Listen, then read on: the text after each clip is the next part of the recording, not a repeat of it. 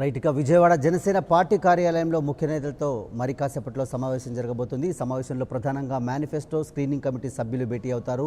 ఇక ఎన్నికలకు సంబంధించినటువంటి ఎన్నికలకు సమాయత్తమవుతున్న నేపథ్యంలో పార్టీకి సంబంధించిన అభ్యర్థుల అంశంతో పాటు వివిధ అంశాలకు సంబంధించి పార్టీ నేతలతో భేటీ కానున్నారు. ఈ భేటీకి సంబంధించిన డీటెయిల్స్ మా ప్రతినిధి శ్రీనివాస్ అని తెలుసుకుందాం. శ్రీనివాస్, ఇవాళ కీలకమైన సమావేశం జరుగుతున్నట్టుగా తెలుస్తోంది. ఈ సమావేశంలో ప్రధానంగా ఏ అంశాలపై చర్చ జరిగే అవకాశం కనిపిస్తుంది? జనసేన తొలి జాబితాకు కూడా రెడీ అవుతున్నటువంటి నేపథ్యంలో ఎలా ముందుకు వెళ్ళే అవకాశం కనిపిస్తుంది? ఈ సమావేశానికి సంబంధించిన డీటెయిల్స్ ఏంటి? మరి కాసేపట్లో విజయవాడ జనసేన పార్టీ కార్యాలయంలో జనసేన పార్టీ ముఖ్య నేతలు స్క్రీనింగ్ కమిటీ సభ్యులు అదేవిధంగా మేనిఫెస్టో కమిటీ సభ్యులు కూడా భేటీ కానున్నారు.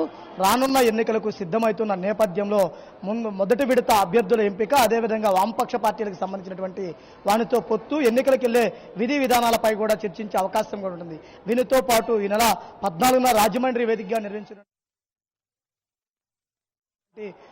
ఏదైతే బహిరంగ సభ ఉందో ఆ బహిరంగ సభకు సంబంధించి కూడా పూర్తి స్థాయి ఏర్పాట్లను కూడా పర్యవేక్షించడానికి వాటికి సంబంధించి నిన్ననే 15 మంది కమిటీ సభ్యులతో కమిటీని వేయడం జరిగింది. ఆ సభలో ఏమేమి చర్చించాలి, ఆ సభకు సంబంధించినటువంటి తుది రిపోర్ట్ తీసుకురావడం కోసం కూడా పూర్తి స్థాయిలో ఈరోజు జనసేన పార్టీ సీనియర్ నేతలంతా కూడా భేటీ కావడం జరుగుతుంది. అంటే చూస్తే గనక రాజమండ్రి సభకు సంబంధించి చూసుకుంటే ఇప్పటి నుంచే రానున్న ఎన్నికలలో మొదటి విడతగా జనసేన పార్టీకి సంబంధించినటువంటి ఎన్నికల్లో పోటీ చేసే అభ్యర్థుల ప్రకటన అదేవిధంగా మేనిఫెస్టోకి సంబంధించి పూర్తి స్థాయి మేనిఫెస్టో విడుదల చేయటము. గత 4.5 సంవత్సరాల నుంచి జనసేన పార్టీ ప్రజల్లో ఎటువంటి పోరాటం చేసింది, ప్రజా సమస్యల పరిష్కారానికి ఏ విధంగా పోరాడింది అనే దాని మీద కూడా పూర్తి స్థాయి ఒక విశ్లేషణ ఉండే విధంగా ఆ రోజు జనసేన పార్టీ సాధించినటువంటి విజయాలు అదేవిధంగా ప్రజా సమస్యలపై ప్రతిపక్ష పార్టీలకి అదేవిధంగా అధికార పార్టీలకు సంబంధించి చేయలేని పనిని జనసేన పార్టీ ఏ విధంగా చేసింది, ప్రజా సమస్యల పరిష్కారానికి ఏ విధంగా ముందుకెళ్లిందనే దాని మీద కూడా ఒక వివరణ ఇచ్చే విధంగా ప్రజలకు తెలిసే విధంగా కూడా దానికి సంబంధించినటువంటి తుదిరూపు తీసుకురావడానికి సిద్ధం కావడం జరిగింది. అదేవిధంగా 2019 ఎన్నికలకు సంబంధించి మేనిఫెస్టో జనసేన పార్టీ అనుసరిస్తున్న అదేవిధంగా ఎన్నికలకు సంబంధించినటువంటి మేనిఫెస్టోను పూర్తిగా వివరించడానికి కూడా సిద్ధం కావడం జరిగింది. మేనిఫెస్టోలో ఏ వర్గాలకు పూర్తి స్థాయి న్యాయం కేటాయించాలి, అదేవిధంగా ఇక్కడ ఇప్పటి వరకు స్వతంత్రం వచ్చిన కాడి నుంచి కొన్ని రాజకీయాలకు ప్రాధాన్యత లేని కులాలకు కూడా అవకాశం కల్పించే విధంగా కూడా సీట్ల కేటాయింపు ఉండటము, కుల మతాలకు అతీతంగా ఉండే ఆలోచన విధానంతో ఏదైతే ముందుకెళ్తున్నారో దాన్ని పూర్తి స్థాయి సంపూర్ణం చేయడానికి ఉండే విధంగా కూడా ఏర్పాటు చేయడము, రానున్న ఎన్నికలలో మహిళలకు ఎక్కువ స్థానాల్లో సీట్లు కేటాయించడమే కాకుండా యువతకు కూడా సీట్లు కేటాయించే విధంగా కూడా వారి మీద డిస్కస్ చేసే అవకాశం కూడా ఉంటుంది. అంటే చూస్తే ఇప్పటి వరకు జనసేన పార్టీ ఆవిర్భావం నుంచి ఈ 5 సంవత్సరాల కాలంలో ఏ కార్యక్రమాలు నిర్వహించారో, ప్రజలకు వాటి నుంచి ఎటువంటి స్పందన వచ్చింది, ప్రజల్లో ఏ విధంగా ఉన్నారనే దాని మీద కూడా పూర్తి స్థాయి ఒక విశ్లేషణ చేయడమే కాకుండా రానున్న రోజుల్లో ఎన్నికలకు ఏ విధంగా సిద్ధం కావాలి, ఎన్నికల్లో పోటీ చేయాల్సినటువంటి అభ్యర్థులకు సంబంధించి కూడా ఒక తుదిరూపు తీసుకొచ్చే విధంగా కూడా ఒక కార్యాచరణ సిద్ధం చేయడానికి కూడా మాట్లాడటం జరుగుతుంది. అంటే చూస్తే ఈ భేటీకి సంబంధించి చూస్తే మొదటగా ఒకటి ఎన్నికలకు సంబంధించి అభ్యర్థుల ఎంపిక, మొదటి విడత అభ్యర్థుల ఎంపికకి సంబంధించి అదేవిధంగా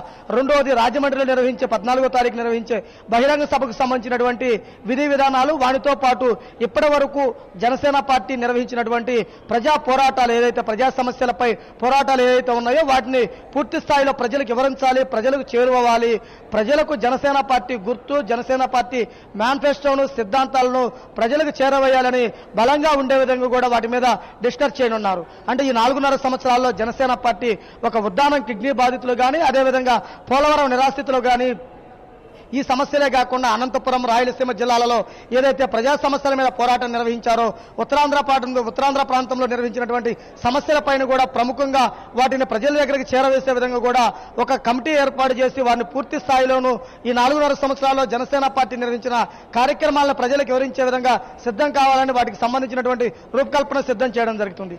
అదేవిధంగా జనసేన పార్టీకి సంబంధించినటువంటి మేనిఫెస్టో అన్ని రాజకీయ పార్టీల మేనిఫెస్టోని కాడికి భిన్నంగా ఉండే విధంగా అమలు చేయడానికి తగిన విధంగా ఉండే విధంగా కూడా మేనిఫెస్టో రూపొందించాలని సిద్ధం కావడం జరిగింది.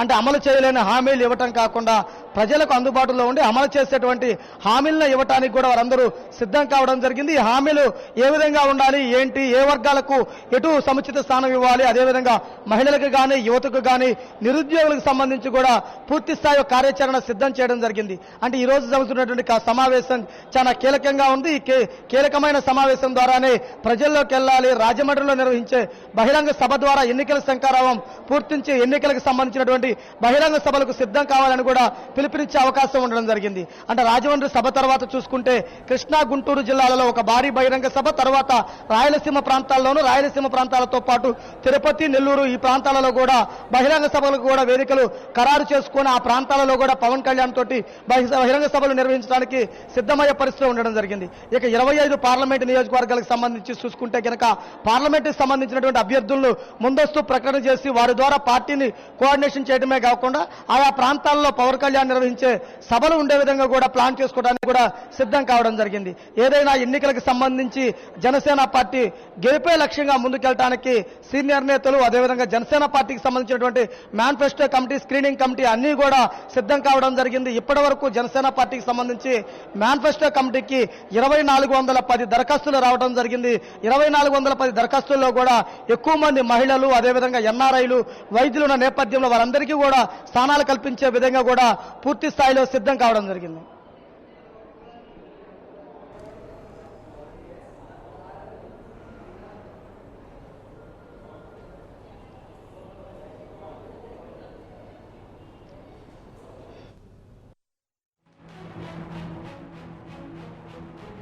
స్కాలర్షిప్స్ వస్తాయి, లేదంటే